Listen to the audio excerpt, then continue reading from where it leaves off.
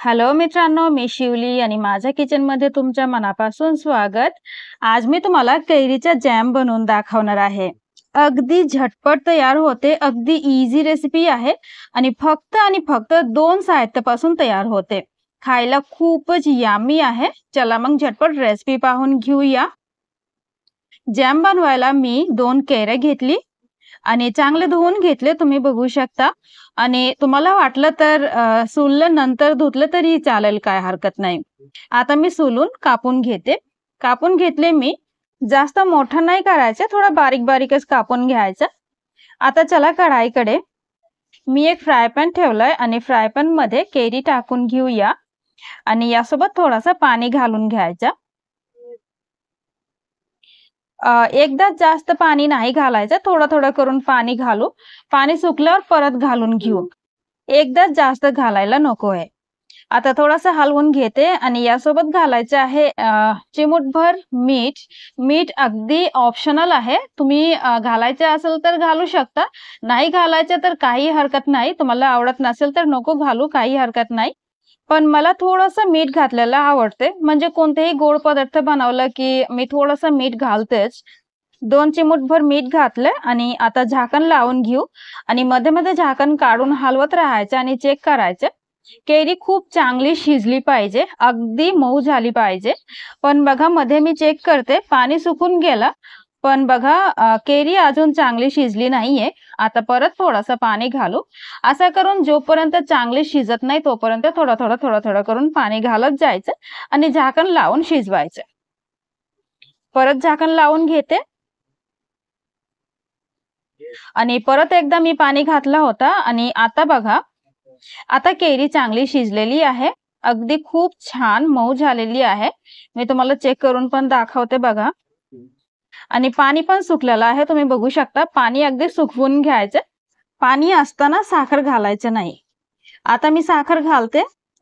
लगभग अर्धा कपापेक्षा थोडा कमीच होईल. म्हणजे एवढे मी साखर नाही घातले. माझ्या इकडे कैरी गोड आहे, आंबट कैरी नाहीये.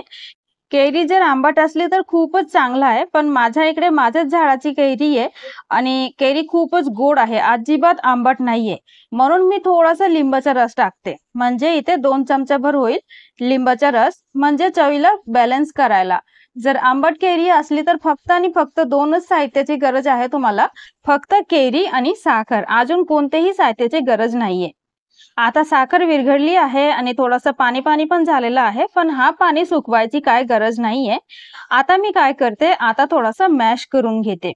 एक मॅशर घेते, पावभाजीचा नाहीतर पोटॅटो मॅशर, जे काहीतरी म्हणता तुम्ही. मॅशरने मी मॅश करून घेते. पण असं नाही केलं तरीही चालेल, तुम्ही पूर्णपणे थंड करून घ्या आणि मिक्सरमध्ये फिरवून घ्या.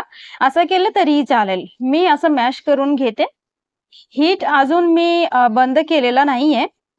थोडासा सुकवून घ्यायचं मला. आता तुम्हीच बघा की केवढी कन्सिस्टन्सी पाहिजे तुम्हाला, म्हणजे केवढे सुकवून घ्यायचे तेवढे तुम्ही सुकवून घ्या. नाहीतर तशाच पातळ ठेवलं तरीही चालेल, काही हरकत नाही. थोडं पातळ नाहीतर थोडंसं घट्ट, तुमच्या आवडीनुसार. आणि मी चेक केला होता, मला वाटलं थोडंसं मीठ अजून पाहिजे, म्हणून अजून थोडंसं मीठ घालून घेतले.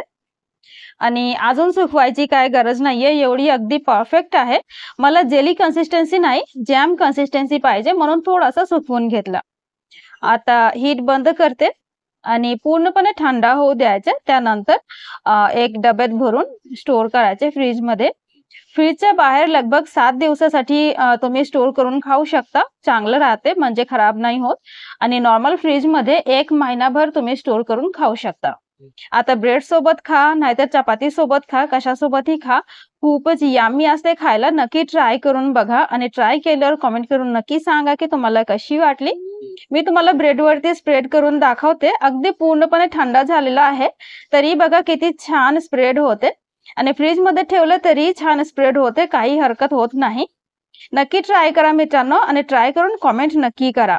आजसाठी एवढेच मित्रांनो. आपण भेटूया पुढच्या व्हिडिओमध्ये आणि तोपर्यंत सेफ राहा, स्वस्थ राहा आणि खात राहा. Bye bye.